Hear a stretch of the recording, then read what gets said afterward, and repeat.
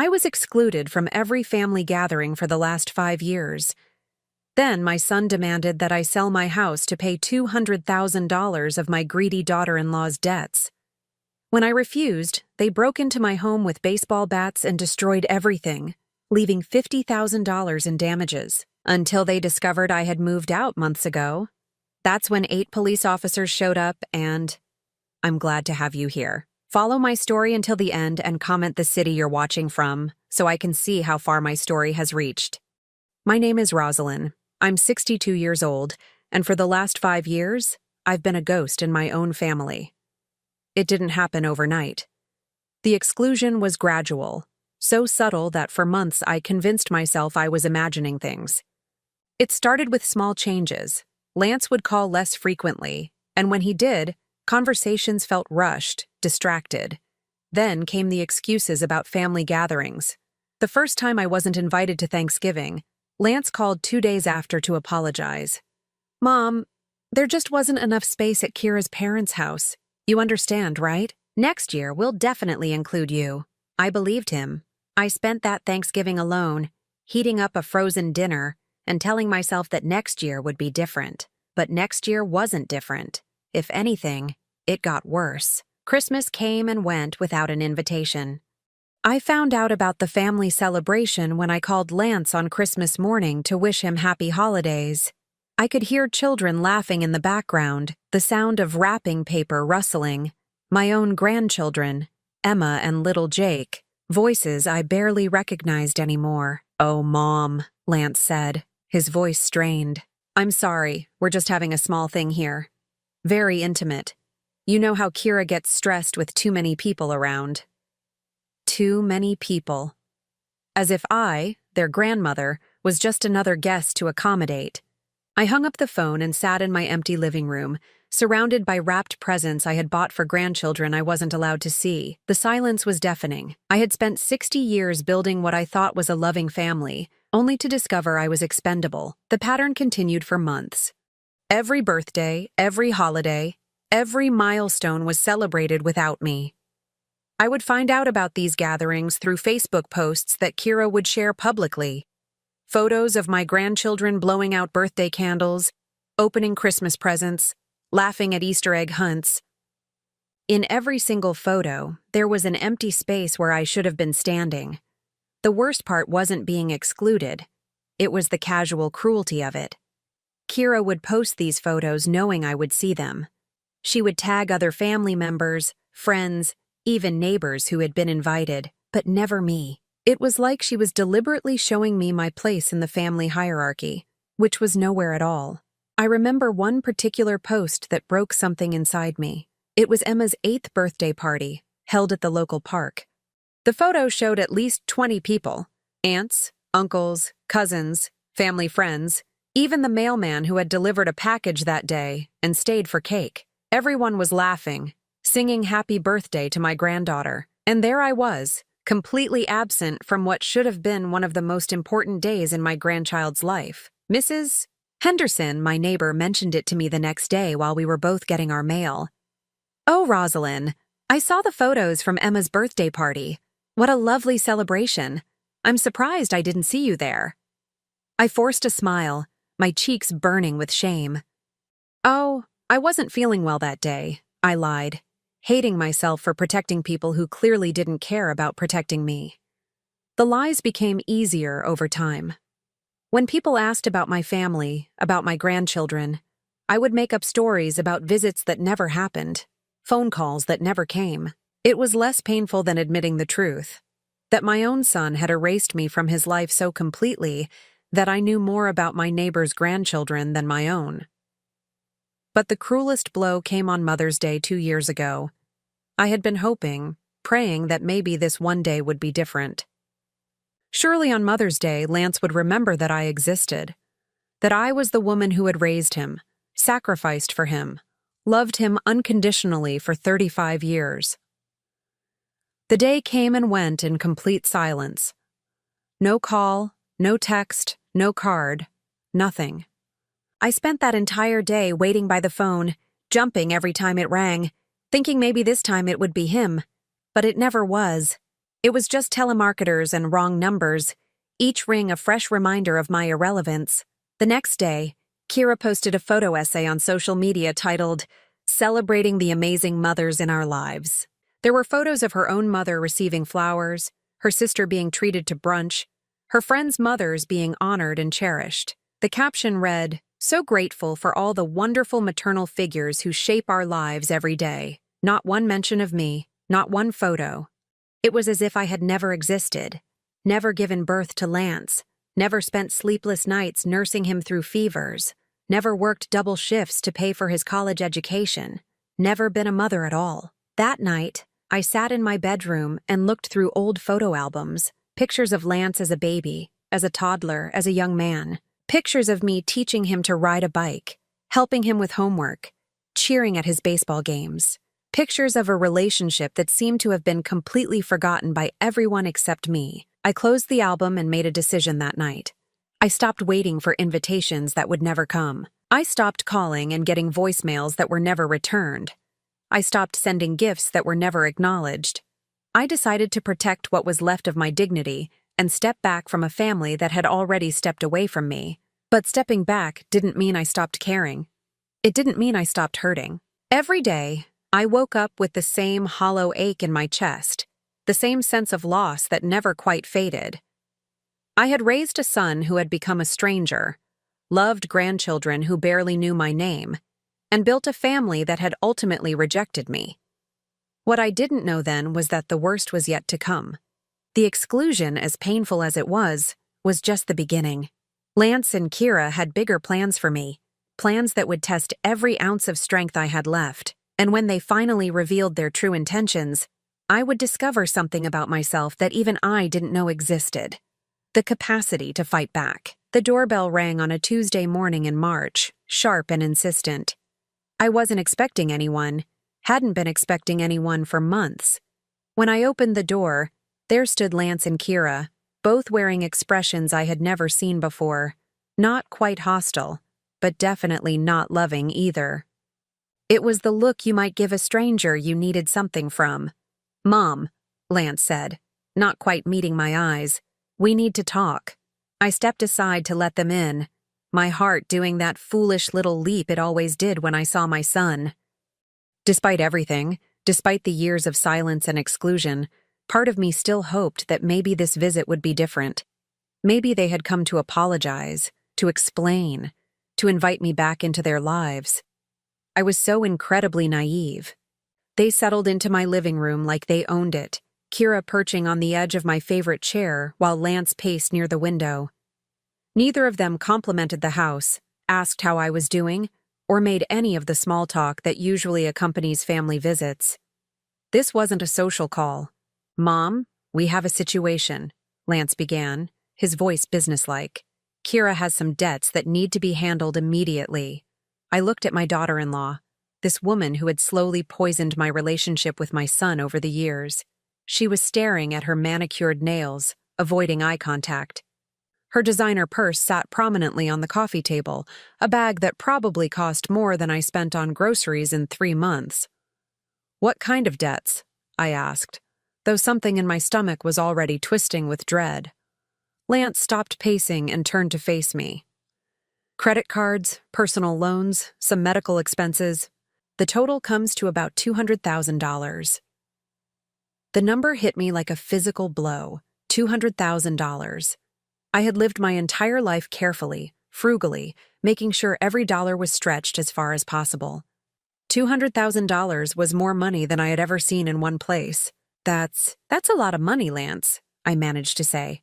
"Yes, it is," he replied curtly, "which is why we need your help." "My help?"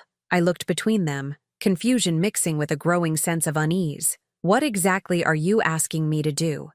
Kira finally looked up, her eyes red-rimmed as if she had been crying, though I noticed her makeup was perfectly intact. "Rosalind, I made some mistakes. Big mistakes. I got in over my head with spending, and now the creditors are threatening to take everything. Our house, Lance's business, everything we've worked for." I felt a stab of something. Not quite sympathy, but the ingrained response of a mother who had spent decades trying to fix her son's problems. Have you talked to a financial counselor? Maybe there's a payment plan you could work out, or we've tried everything, Lance interrupted. The only solution is to pay it off completely. We need you to sell the house and give us the money. The words hung in the air like smoke after a gunshot. For a moment, I thought I had misheard him. Sell the house?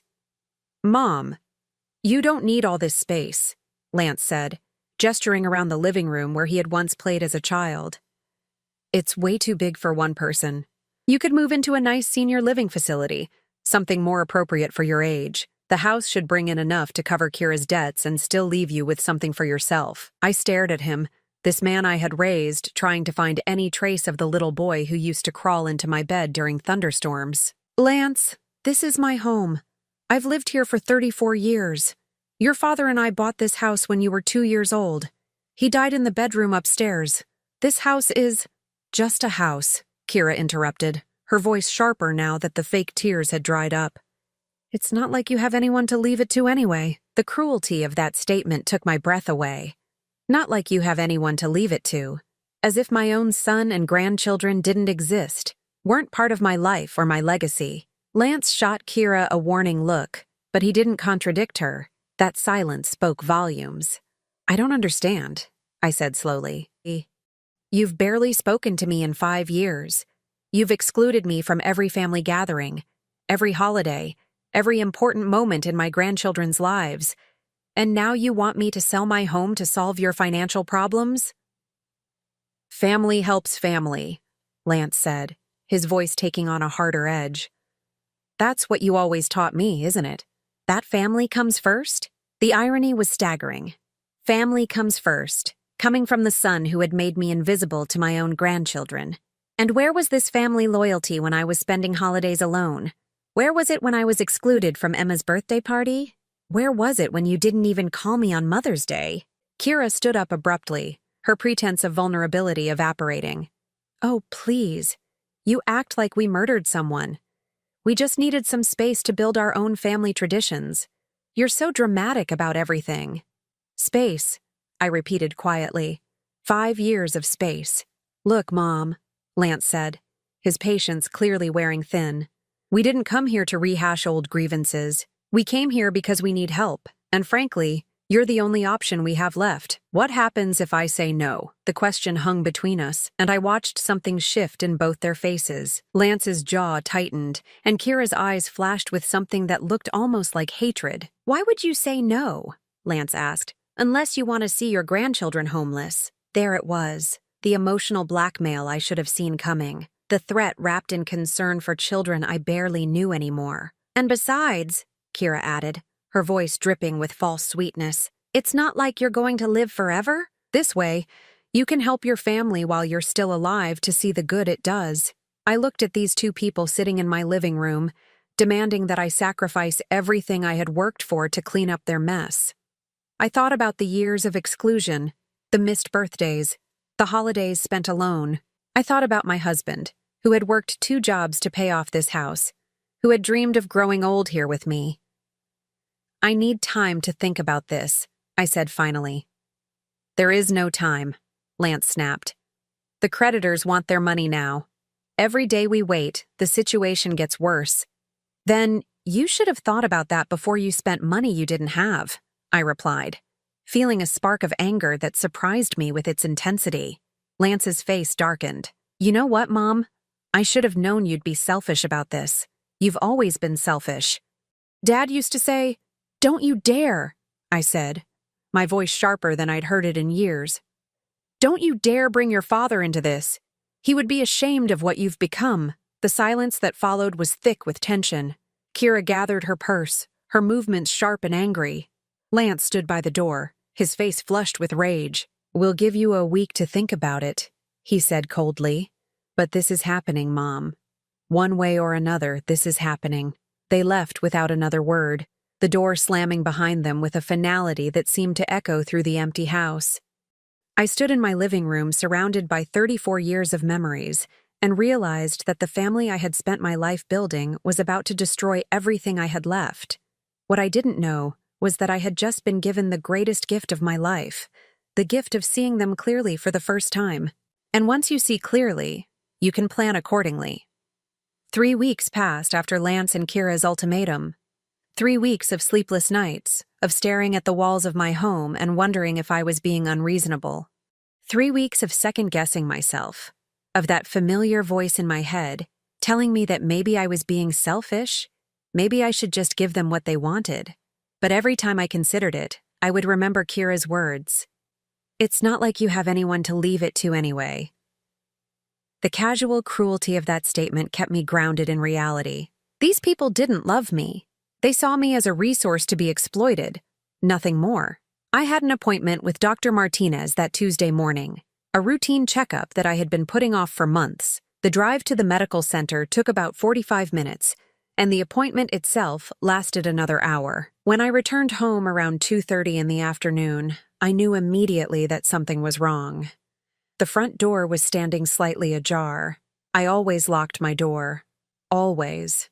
It was a habit ingrained in me from years of living alone. I sat in my car for a moment, staring at that partially open door, my heart beginning to pound. Maybe I had forgotten to close it properly in my rush to get to the appointment. Maybe the wind had blown it open. Maybe there was a perfectly innocent explanation. But deep down, I knew better. I got out of my car slowly, my purse clutched tightly in my hands.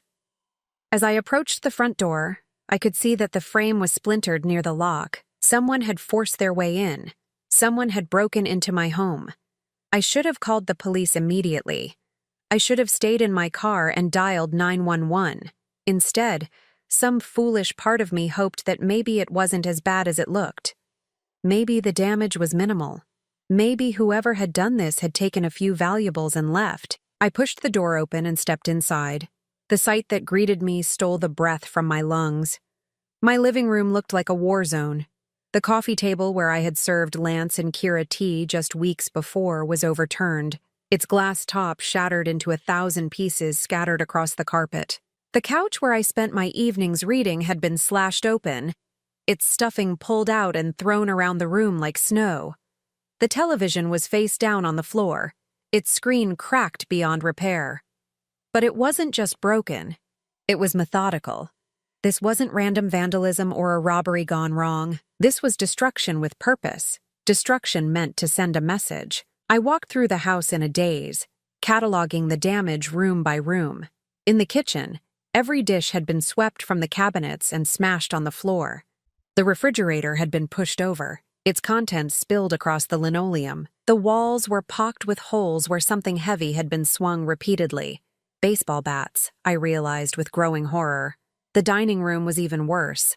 The table where I had served countless family dinners was split down the middle. The china cabinet that had belonged to my mother was completely destroyed. Generations of family heirlooms reduced to glittering fragments on the hardwood floor. Each broken piece felt like a small death, a connection to my past severed forever. But the cruelest destruction was in the hallway, where every framed photograph had been torn from the walls and systematically destroyed. Pictures of Lance as a baby, his first steps, his graduation, his wedding, all of them lay in ruins. But it was the picture of my late husband Robert that broke something inside me. It had been our last photo together, taken just a month before he passed away. Now his face stared up at me from behind a spiderweb of cracked glass, and I felt like I was losing him all over again. I climbed the stairs on trembling legs, afraid of what I would find but unable to stop myself from looking. The bedrooms had received the same treatment. Mattresses slashed, dressers overturned, clothes scattered everywhere. In my own bedroom, the jewelry box that Robert had given me for our 25th anniversary lay in pieces, its contents dumped carelessly on the floor. As I stood there surveying the devastation, I heard voices from outside. I looked out the window and saw Mrs. Henderson talking to Mr. Walsh from across the street, both of them gesturing toward my house. I went downstairs and stepped out onto the front porch. "Rosalind!" Mrs. Henderson hurried over, her face creased with concern. "Are you all right? We heard such a commotion earlier. I was going to call the police, but George said maybe you were just doing some renovations." "What time was this?" I asked, my voice sounding strange and distant to my own ears. "Oh, around 11:30 this morning," Mr. Walsh said. "There were several men here with baseball bats." We thought maybe you were having some work done. Demolition or something. But then we saw them leave, and the house looked. He gestured helplessly at my broken front door. Can you describe the men? I asked, though I already knew the answer. Mrs. Henderson nodded vigorously. Well, one of them looked just like your Lance, dear. Same height, same walk. In fact, I was going to wave, but they seemed to be in such a hurry. My own son had done this to me. There were 3 others with him, Mr. Walsh added. Bigger men, looked like the type you might hire for moving furniture or manual labor. They all had bats, and they weren't being gentle with them. I thanked my neighbors and went back inside to survey the damage more carefully. As I picked my way through the destruction, I began to notice things that made my blood run cold. This wasn't random destruction, it was calculated. They had targeted specific items, things they knew would hurt me the most. The family photos, the china from my mother, Robert's favorite chair, the piano where I had taught Lance to play when he was 7 years old. The piano. Oh God, the piano. I hadn't even looked in the music room yet. With growing dread, I walked to the back of the house where my beloved baby grand piano sat, or had sat. Now it was a twisted wreck of wood and wire, its lid caved in, its keys scattered across the floor like broken teeth. This piano had been Robert's gift to me when Lance was born.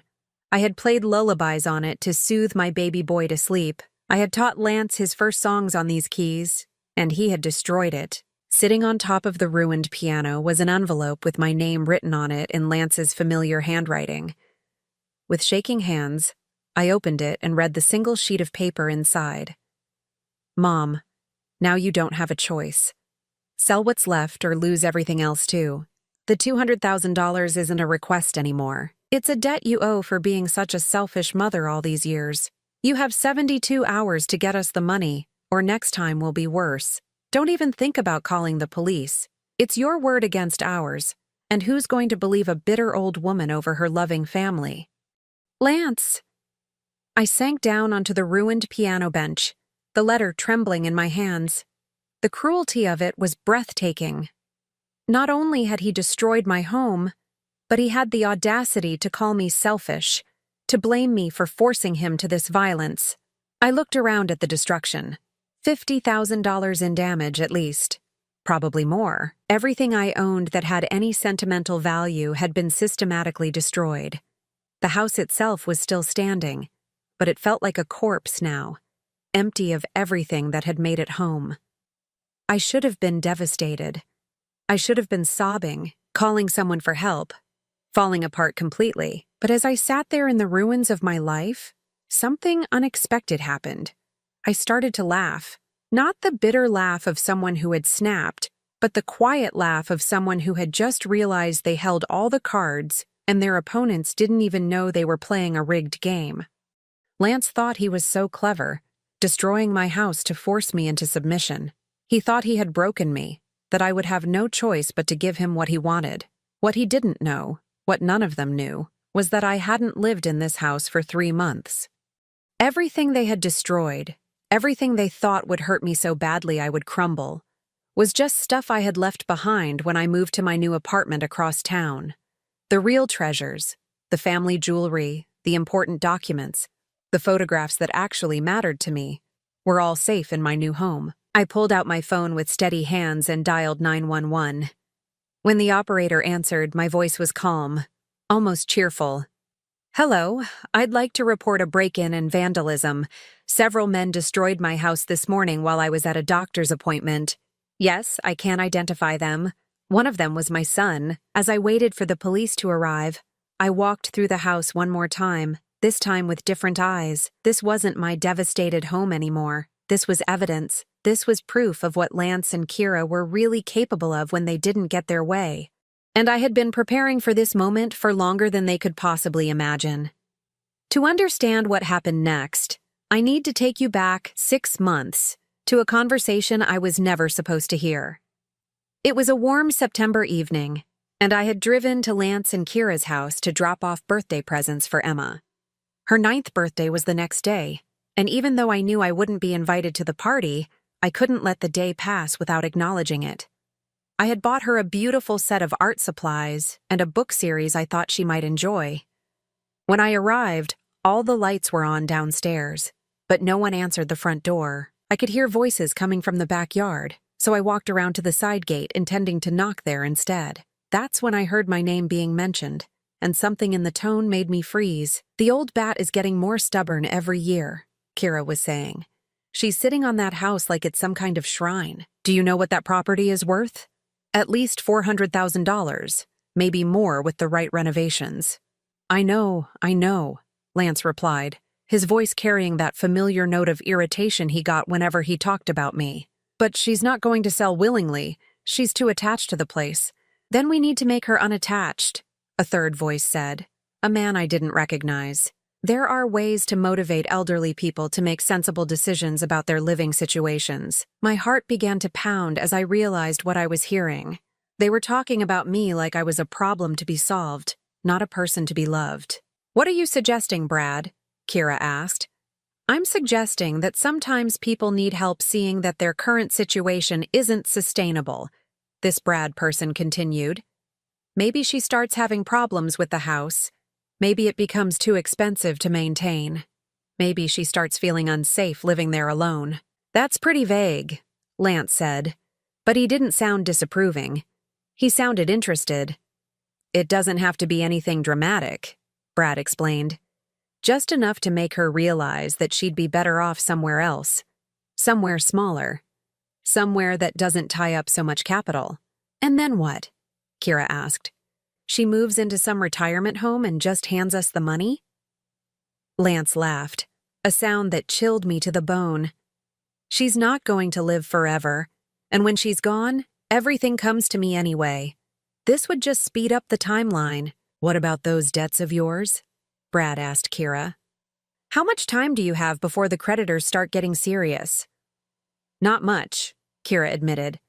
"Maybe 6 months if we're lucky. The credit card companies are already threatening legal action. And if Lance's business partner finds out about the money I borrowed from the company account." I pressed my hand to my mouth to keep from gasping. She had stolen money from Lance's business?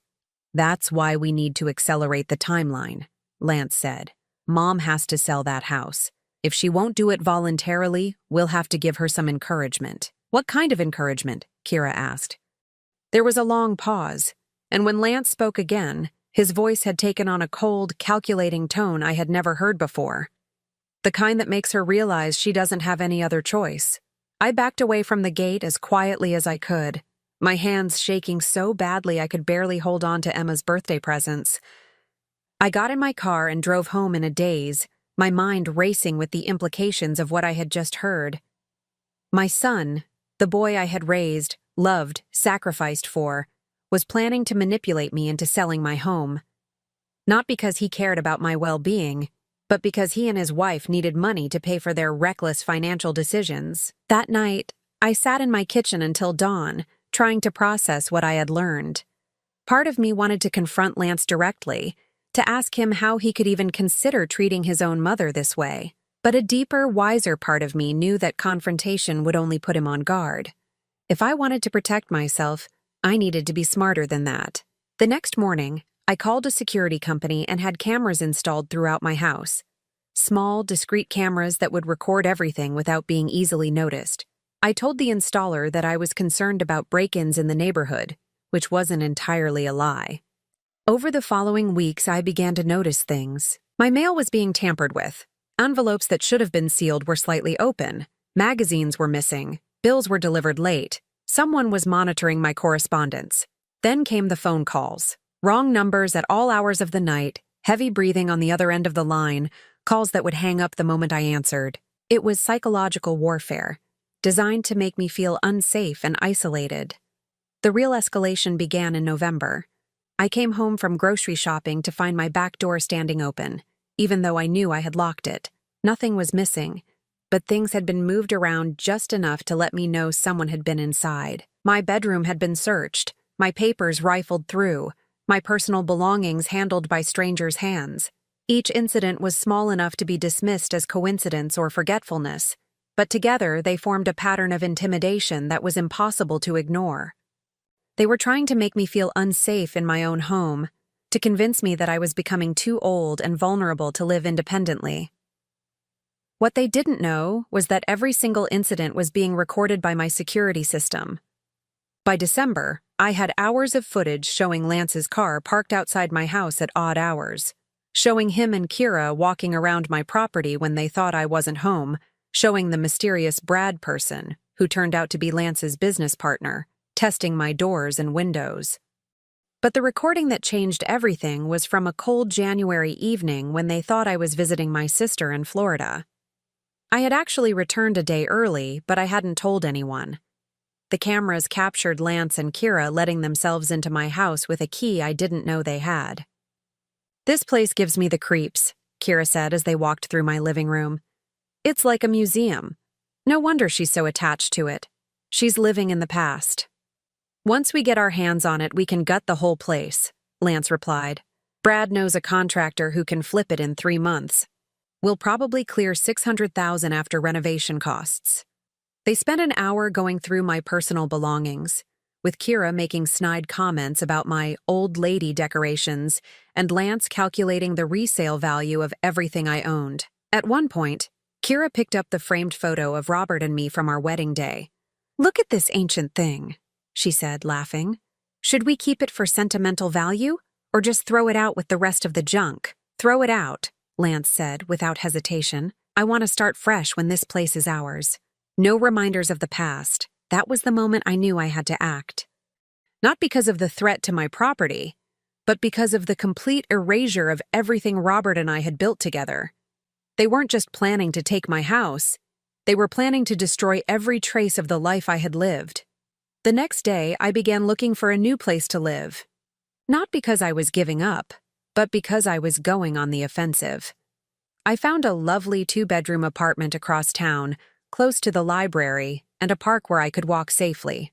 It was smaller than my house, but it was mine, and more importantly, Lance and Kira didn't know about it. I hired professional movers to help me relocate all of my truly valuable possessions: the real family photos, Robert's important papers, my mother's jewelry, anything that had genuine sentimental or monetary value. I did this gradually, over the course of several weeks, making sure to vary my schedule so that Lance and Kira wouldn't notice the pattern. In the house, I left behind furniture that looked valuable, but wasn't. Photographs that were copies of originals I had stored safely, and decorative items that could be replaced. To a casual observer, especially one who was planning to destroy everything anyway, it would look like I was still living there normally. I also upgraded my security system, installing cameras that would transmit footage directly to a cloud storage service that Lance and Kira couldn't access even if they found and destroyed the physical recording devices. By February, I was fully established in my new apartment, though I continued to visit the house regularly to maintain the illusion that I still lived there. I was ready for whatever they might try next. I didn't have to wait long. The escalation came in early March, right after their ultimatum about the $200,000. When I refused to sell immediately, I could see the desperation in their eyes. They were running out of time, and desperate people do desperate things. I had been tracking their movements for weeks, and I could see the pattern forming. Brad had been recruiting some men, day laborers who needed cash and weren't too concerned about the legality of their work. Lance had been buying supplies, including several baseball bats that he charged to a credit card I wasn't supposed to know about.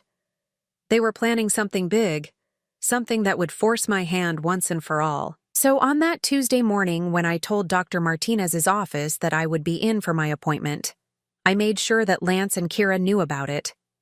I called Lance and left a voicemail, mentioning casually that I would be out of the house for most of the day, that I had a doctor's appointment and then planned to run some errands. I wanted them to think they had the perfect opportunity. What they didn't know was that I had installed additional cameras the night before. Cameras that would capture everything from multiple angles. I had also contacted a private investigator, a retired police officer named Detective Morris who specialized in documenting domestic crimes. When I left for my appointment that morning, Detective Morris was already in position across the street, with professional video equipment that would record everything in high definition. I knew what they were planning to do to my house. I had been counting on it. Because sometimes, when you want to catch someone in the act, you have to give them the perfect opportunity to reveal who they really are. The police arrived faster than I expected. Officer Martinez was the first through my broken door, a middle-aged woman with kind eyes and the demeanor of someone who had seen too much human cruelty to be easily shocked. Behind her came Officer Johnson, younger and clearly disturbed by the level of destruction he was witnessing. "Ma'am, are you injured?" Officer Martinez asked, her eyes scanning me for signs of trauma. "No, I'm fine," I replied, my voice steady. "I wasn't here when this happened. I was at a doctor's appointment." Officer Johnson was already taking photographs of the damage, moving systematically through each room. "This is extensive," he said, shaking his head. "Whoever did this wasn't just robbing you. They wanted to hurt you." "Yes," I agreed. "They did." Officer Martinez pulled out her notepad. "Do you have any idea who might have done this? Any enemies? Anyone who might have a grudge against you?" I took a deep breath. This was the moment I had been preparing for, but it still felt surreal to be saying the words out loud. "It was my son, Lance Holloway, and at least 3 other men. My neighbors saw them." Both officers exchanged glances. Cases involving family members always complicated things. "Ma'am, that's a serious accusation," Officer Martinez said gently. "Are you sure about this?" "I'm completely sure," I replied. "And I have proof." I led them to the small closet under the stairs where I had hidden the main recording device for my security system. The cameras throughout the house had been destroyed, as I knew they would be, but the central unit was hidden behind a false panel that Lance had never known about. "This system has been recording everything that happens in this house for the past 6 months, I explained as I retrieved the device. "It also uploads automatically to a cloud storage service. So even if this unit had been destroyed, the footage would still exist." Officer Johnson's eyebrows rose. "You've been recording for 6 months? Why?" "Because I knew this was coming." Over the next hour, I showed them everything. The footage of Lance and Kira entering my house without permission in January. The recordings of Brad and his associates surveying my property. The audio of conversations where they discussed how to motivate me to sell my house. The systematic harassment campaign that had been building for months. But the piece de resistance was the footage from that morning, captured by Detective Morris from his position across the street. High-definition video of Lance directing 3 men with baseball bats as they systematically destroyed my home. Clear audio of him saying, "Make sure you get everything. I want her to know she has no choice now." Officer Martinez watched the footage with growing amazement. "Mrs. Holloway, this is one of the most well-documented cases of domestic vandalism I've ever seen. Your son and his associates committed multiple felonies, and we have it all on tape." "There's more," I said quietly. I pulled out a thick folder I had been keeping in my purse. Financial records showing that Kira Holloway embezzled over $75,000 from my son's business. Bank statements proving that they've been forging my name on credit card applications. Phone records documenting hundreds of harassing calls to my number over the past 4 months. Officer Johnson stared at the documents. "How did you get all of this?" "I hired a private investigator 3 months ago," I explained. "Detective Morris. He's the one who filmed today's incident. When you suspect someone is planning to commit crimes against you, it's wise to gather evidence." The 2 officers stepped outside to call for backup. Through my broken window, I could see them talking on their radios, their expressions serious. When they came back inside, Officer Martinez was carrying a tablet. "Mrs. Holloway, we've run the names you gave us through our system. Lance Holloway has an outstanding warrant for failure to appear in court on a previous assault charge. Kira Holloway is wanted for questioning in connection with credit card fraud in 2 other counties. And this Brad Malloy person has a record going back 15 years. Assault, theft, conspiracy." I wasn't surprised. People who would destroy an elderly woman's home for money weren't likely to be first-time offenders. "We're going to need you to come to the station to give a formal statement," Officer Martinez continued. "And we'll need copies of all this evidence. How soon can Detective Morris get us his footage from today?" "He should be here any minute," I said. "I texted him when you arrived." As if on cue, there was a knock at my broken door. Detective Morris entered carrying a professional camera and a briefcase full of equipment. He was a tall, lean man in his 60s with silver hair and the sharp eyes of someone who had spent 30 years catching criminals. "Officers," he said, nodding to Martinez and Johnson. "I assume Mrs. Holloway has filled you in on what we've been documenting?" "She has," Officer Martinez replied. "We'll need copies of everything you recorded today." Detective Morris opened his briefcase and pulled out a laptop. "I can transfer the files to you right now. Fair warning, it's pretty damning footage. These people destroyed this woman's home like they were conducting a military operation." While Detective Morris worked with the officers to transfer the video files, I walked through my destroyed house one more time. But now, instead of seeing the ruins of my life, I saw something else entirely. I saw justice. Every broken dish, every slashed piece of furniture, every hole punched in the wall was evidence of who Lance and Kira really were. They had revealed themselves completely, and now there was no going back. My phone rang. It was Lance. I looked at Officer Martinez, who nodded encouragingly. "Answer it," she whispered. "Put it on speaker." "Hello, Lance," I said calmly. "Mom, I just heard that the police were at your house. Are you okay? What happened?" His voice was full of fake concern, the performance of a loving son worried about his mother. "Someone broke into my house today and destroyed everything," I replied, keeping my voice neutral. "Oh my God, that's terrible. Do they know who did it? Did you see them?" Officer Martinez was recording the call on her phone, capturing Lance's lies in real time. "Actually, the neighbors saw everything," I said. "They identified you, Lance. They saw you and 3 other men with baseball bats." There was a long silence on the other end of the line.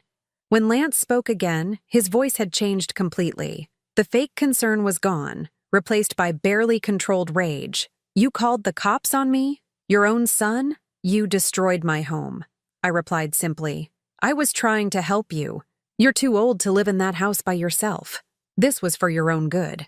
$50,000 in damage was for my own good?" "You know what, Mom? Maybe now you'll listen to reason. Maybe now you'll do what's right for the family instead of being so goddamn selfish all the time." Officer Martinez made a gesture for me to keep him talking. "What do you want me to do, Lance?" "You know exactly what you need to do. Sell the house. Give us the money. Stop being so stubborn about everything. And if I don't?" Lance's voice dropped to something cold and threatening. "Then what happened today will look like a picnic compared to what comes next. I know where you live, Mom. I know your routines.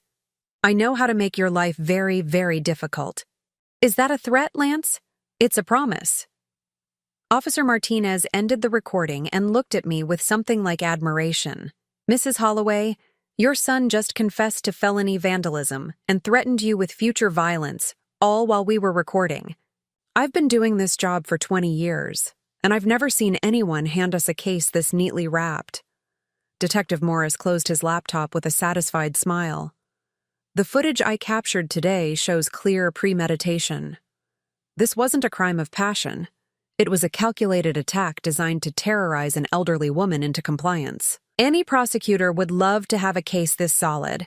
What happens now?" I asked. "Now we arrest them," Officer Martinez said. "All of them.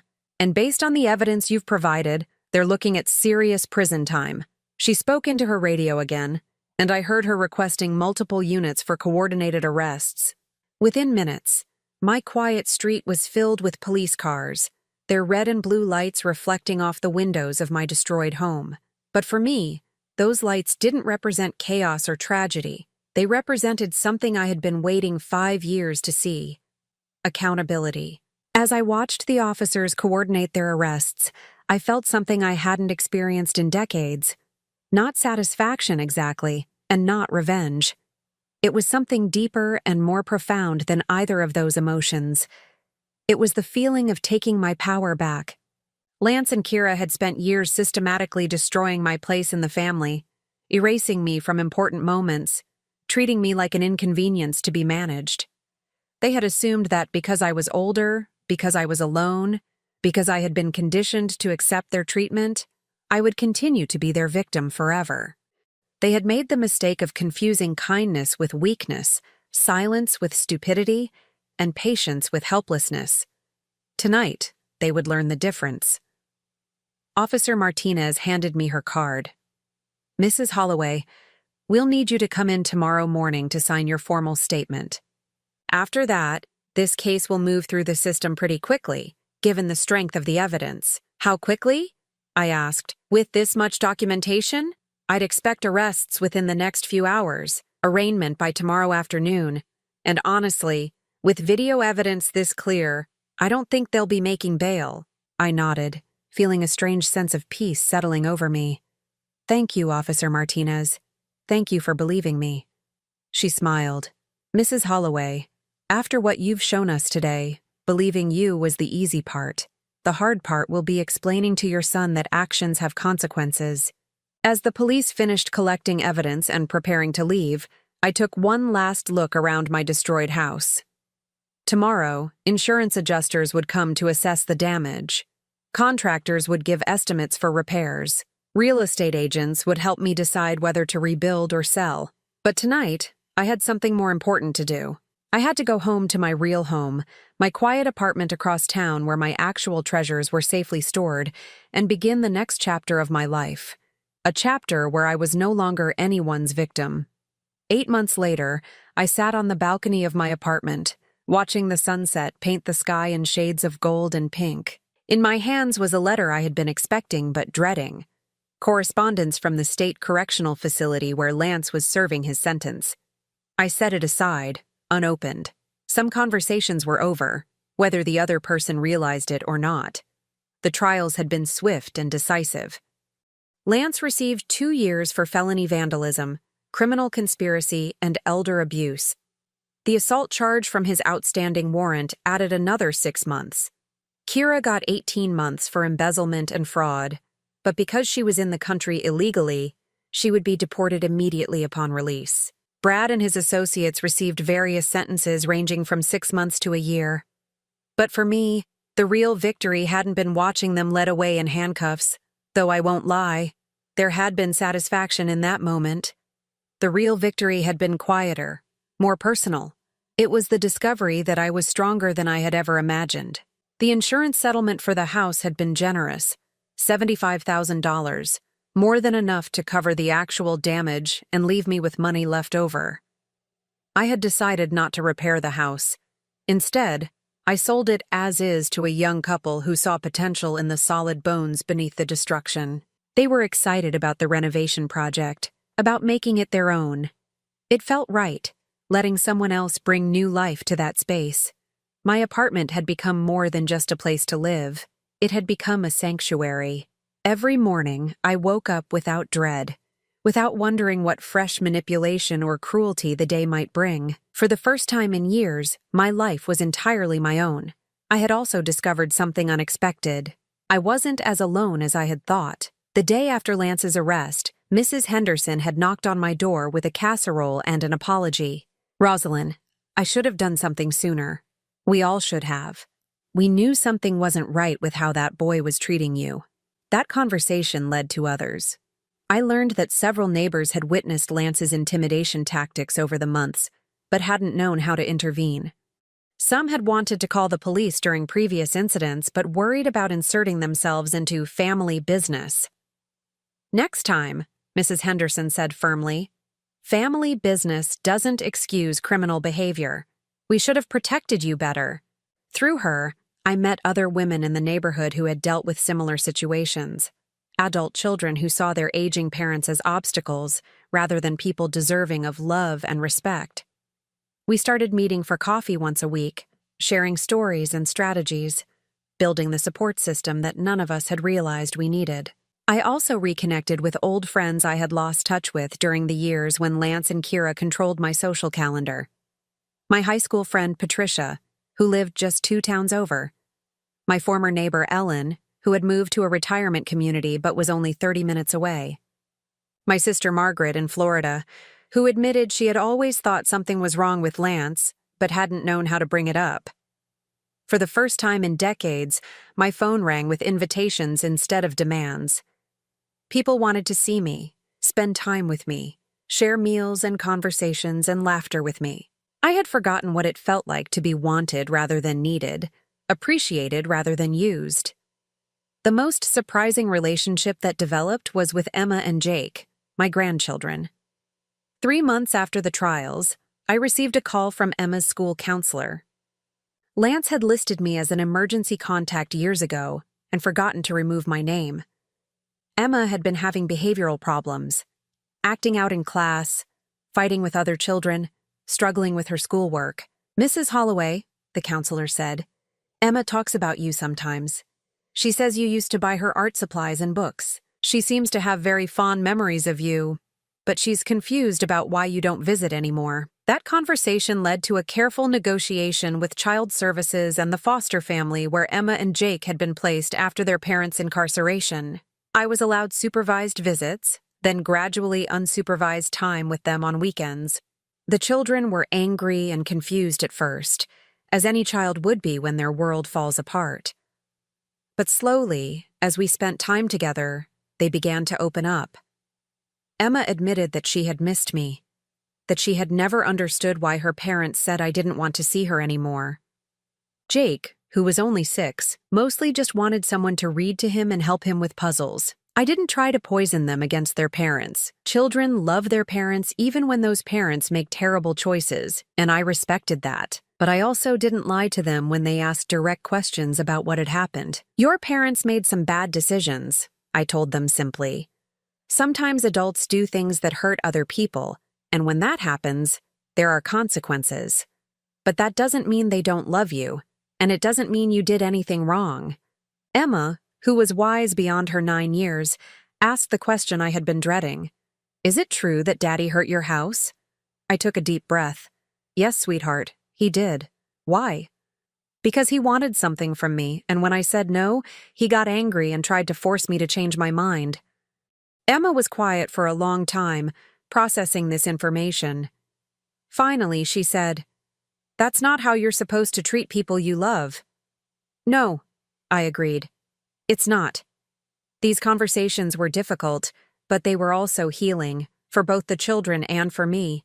Emma and Jake needed stability and unconditional love from an adult who wouldn't abandon them or use them as weapons in someone else's war. And I needed to remember what it felt like to matter to someone who wasn't trying to take anything from me.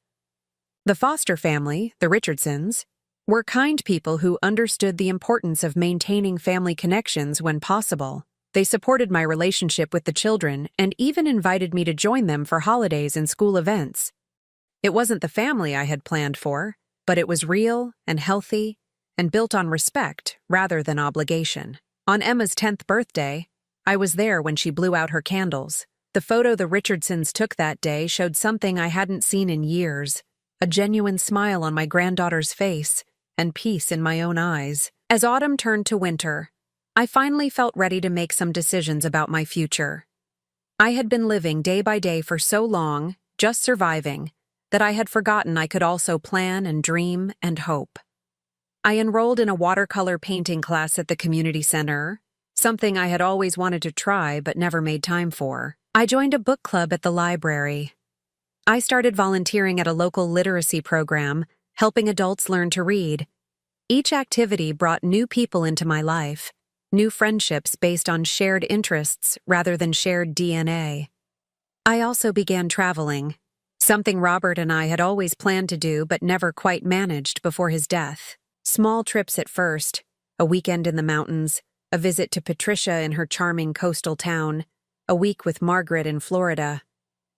Each journey reminded me that the world was bigger than my small circle of pain, full of beauty and kindness and possibilities I had almost forgotten existed. The letter from Lance remained on my coffee table for 3 days before I finally opened it. It was shorter than I expected. "Mom, I know you probably don't want to hear from me, but I wanted you to know I'm sorry. Not just because I got caught, but because I hurt you. I don't know when I stopped seeing you as my mother and started seeing you as an obstacle. Maybe it was when Kira came into the picture. Maybe it was before that. I know saying sorry doesn't fix anything, but I need you to know that I remember being a little kid and feeling safe with you.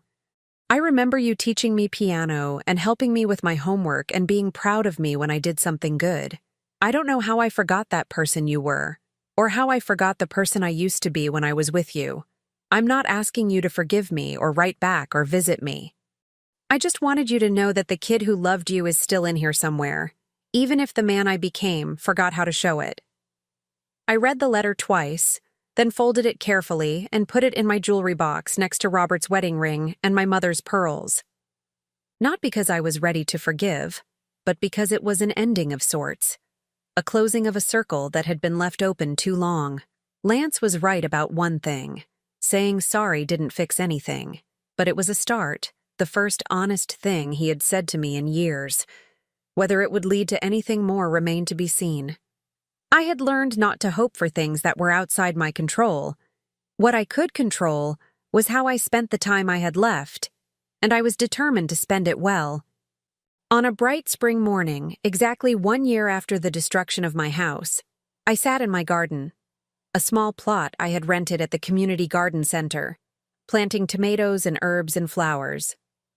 My hands were dirty with good, rich soil, and the sun was warm on my face.